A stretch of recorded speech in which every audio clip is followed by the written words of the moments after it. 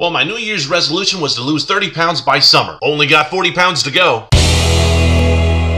Hey there, hi there, ho there, Andrew here, and we're talking about episode 2. No, not Star Wars. I mean episode 2 of The Bachelor. So we start off the episode with all the women that are pursuing Ben telling us how great he is. After all, they've only known him for 10 to 12 hours, so he's obviously the one. First date card arrives. We find out from Lace that she feels pretty bad. Yeah, hangovers do that. About drinking and making a scene labeling herself as this season's cray-cray. Lauren B reads the date card and finds out that it's going to be a group date. So that means that Jackie, LB, Lauren H, Becca, Amber, Mandy, JoJo, Jubilee, and Lace are all invited. The tagline on this card is, "Let's learn how to love." So after that announcement, we get a confessional shot of Lace saying, "I'm not a crazy girl at all." Yeah, right. We then see a limo ride of the group date of all the girls clinking glasses of champagne on the way. Wait a minute. This is early morning. They shouldn't be drinking champagne this early, right? I mean, come on, put at least orange juice in there and make it a mimosa. So the location of the group date is Bachelor High. Host Chris Harrison shows up dressed like a teacher that might be the supporting role in a dirty movie. Harrison then goes ahead and tells the women that they're going to be divided into teams of 2 and to go ahead and pick a partner. The ladies have 4 classes to pass, and after each class, the losing team gets eliminated and the school winner becomes the homecoming queen. The first class is science. Yeah, science! To pass this class, you have to get Ben's volcano to erupt. Oh, yeah, subtle, ABC. Subtle like a volcano. Second class is lunch. Lunch? Lunch wasn't a class when I went to school. If so, I would have excelled at it. I would have been in lunch's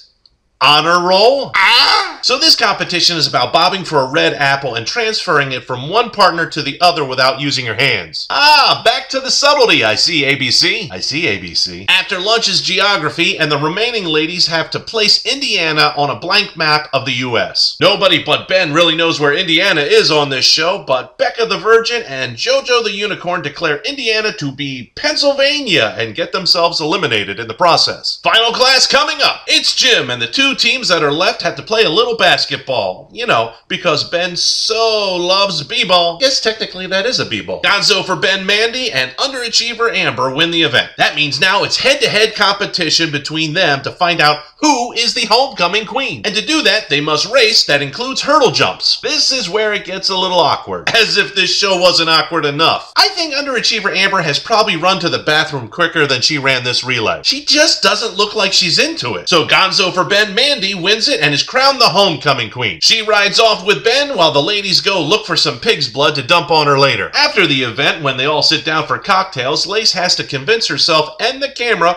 that she's not crazy. As my wife has told me, and ladies, you might agree with me, if a woman keeps stating that she's not crazy, she's crazy. So then we see Becca the Virgin shoot hoops with Ben and talk about their previous experiences on other Bachelor shows. Then small business owner Jennifer, what business does she do anyways, takes Ben away from the group and is the first woman that Ben kisses willingly. Yeah, this is the one that counts, Lace. She returns from the group and tells everyone that she kissed Ben. Well, I guess that makes her the type of person that would kiss and tell. Back to the mansion. Cue the second date card. LB, the resident doorman of the house, grabs the card once again. This time the date card says, "Kayla, join me for a day of surprises. Ben." Now, I have to say something about this scene. There are so many shots, 5 to be precise, of Olivia, the unemployed news anchor, with her mouth open like she's a python going to swallow one of the other ladies whole. Seriously, I kept on thinking of this. And if you know what that movie is and how that scene ended, you are my kind of people. Back to the group date. Crazy Lace interrupts Gonzo for Ben Mandy's time with our Bachelor just to apologize for being so negative. It looked like she was trying to come up with the right time to kiss him, but that just doesn't happen because eventually Jubilee the war veteran shows up. As Lace storms off, Jubilee then tells Ben that she appreciates the time that he spent in Haiti. You know, doing philanthropy. That's because she was adopted from a Haitian orphanage. He then says that he is impressed at her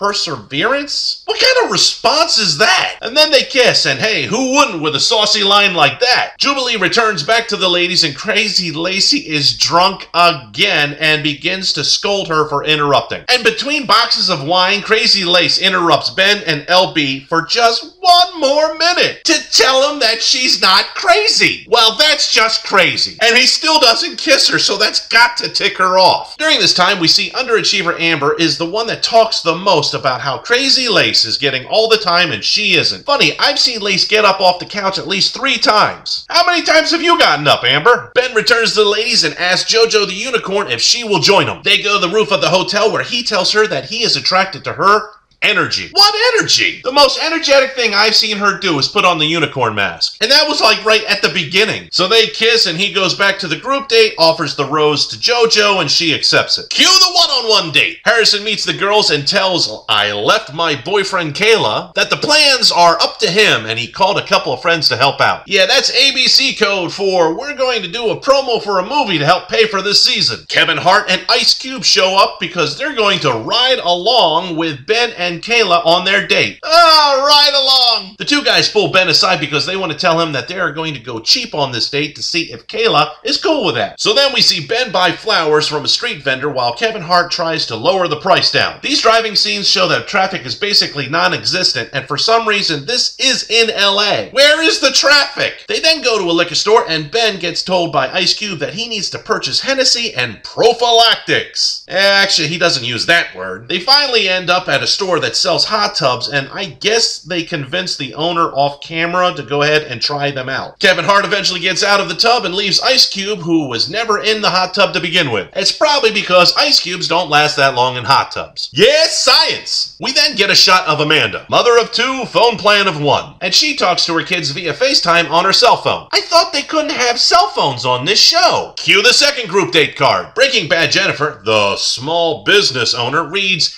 Emily, Shoshana, Sam, Olivia, Haley, Amanda. Are we the perfect match? Ben. Well, the answer to that is yes. Emily and Haley are the perfect match because they're twins. Yes, science. Back to the one-on-one. Ben and I left my boyfriend Kayla sit down for dinner. Ben then says thanks for hanging out with me today and asks her about her last boyfriend. Did someone just get friend-zoned? She alters her story that she told all of us a little bit and then spins the conversation back to Ben, asking him if he still feels unlovable. This is some great first date conversation, guys. To the second date. The limo leaves the ladies at the Love Lab. Who wrote that line? Yes, I said Love Lab because that's where they meet Dr. Love. Yeah, that's not his real name. If it was, I wouldn't go anywhere near the guy, especially if he was a proctologist. Don't go to a proctologist if the guy's name is Dr. Love. If you don't get that joke, you'll get it in the end. So this is the lab where they use science to figure out love. The first test, the retinal exam. Usually I wait for the third date before I examine a girl's retinal area. Basically, what they're doing is they're tracking the ladies' eyes to see where they look at photos. Things like Diamonds versus Babies or Bachelor Sean versus Bachelor Ben. The second test is for the women to run on a treadmill and work up a sweat. For what reason? That's so Ben can smell him while he's blindfolded. You can't make this stuff up. So he then goes ahead and smells the necks and the sides of the ladies and tells them things like, I smell something sweet or fruity or peachy. Or is it beachy? Until Sam. That's when he says that he detects a sour smell. Poor sour Sam.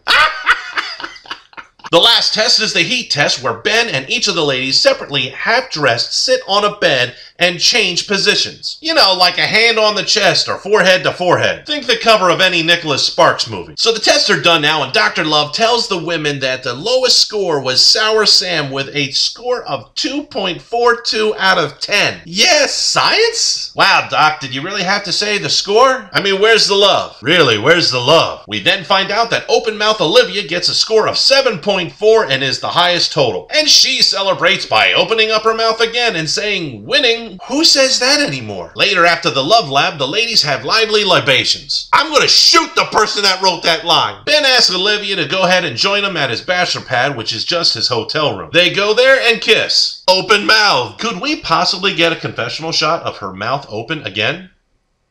Thank you, that's close enough. Amanda, mother of 2, girlfriend of none, catches Ben when he's back and tells him that she needed to have time with him to talk, mostly due to the fact that she wanted to tell him that she had 2 daughters. Ben tells her that kids don't scare him. Clearly, he hasn't seen the movies that I've seen. Children of the Corn, The Omen, Pet Sematary, Garbage Pail Kids? That stuff is freaky. Amanda finally feels great that she's bonded with Ben. Ben then goes back to the group date and offers Olivia the rose. Then we get Olivia saying in a confessional shot, I don't know what rose ceremonies are, and I hope somebody takes that woman down. Amanda, with daughters of 2, clues of 0, begin to cry to the camera because she thought that her and Ben bonded. Let's go to the cocktail party. I hear there might be drinks, Lace. Ben takes center for attention Leah. That's a football joke, and talks to her for a while. Olivia interrupts them, and then they make out. Olivia and Ben, not Olivia and Leah. That is another show and most likely on Cinemax. Underachiever Amber then goes ahead and continues to complain that she hasn't spoken to Ben. You see, you have to get up and go to the person that you are competing attention for in order to have said conversation. Olivia gets back from making out with Ben and sits in the group and says, "Now I'm done.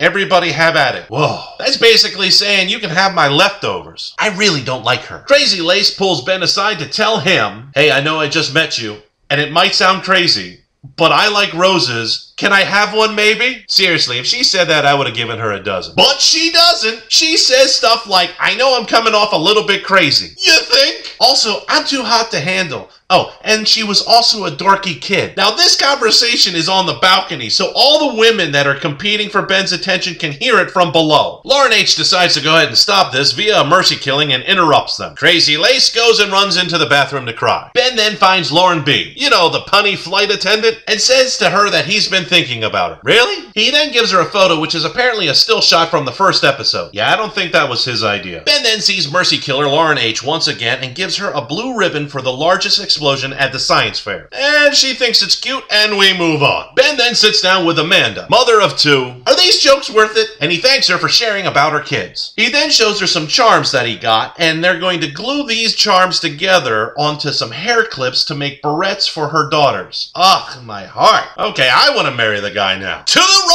rose ceremony! Again, the toughest thing about being an eligible bachelor is letting down hot women on a hit TV show. We then see underachiever Amber complain that she's in last place because everybody else has talked to Ben but her. Unreal. The roses go out in order of Amanda, Jubilee, Lauren B., Leah, Becca, Rachel. Who's Rachel? Lace. Then Ben calls out LB, you know, the Lauren that actually we go by initials LB because there's like 20 Laurens. And she says that she wants to talk to him first before taking the rose. They go out in the hallway and she says deuces and splits. Not physically, but she leaves the area. So that means whoever gets the last rose really should have been the one going home. Remember that. And as the rose ceremony continues, we keep hearing from Amber on how she didn't get any time with Ben. Again, you gotta get up off the couch and go and see the person to actually talk to the person to have the conversation. The roses continue with Jennifer, Emily, Jamie, she's still here? Lauren H., Shoshana, Haley, and who's the last rose go to? Underachiever Amber. So who gets eliminated? Well, LB takes herself out. Probably the smartest thing she's done on the show. Gonzo for Ben, Mandy's gone. Jackie, the one that didn't do anything to deserve a nickname. And Sour Sam. I'll miss you, Sour Sam. So what are we going to see next week? You got any predictions? If you liked the video, make sure you share and like. Plus, don't forget to subscribe so you get notified the moment I upload. And I will see you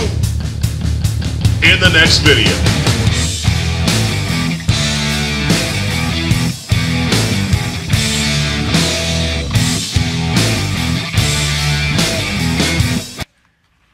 Yes, science!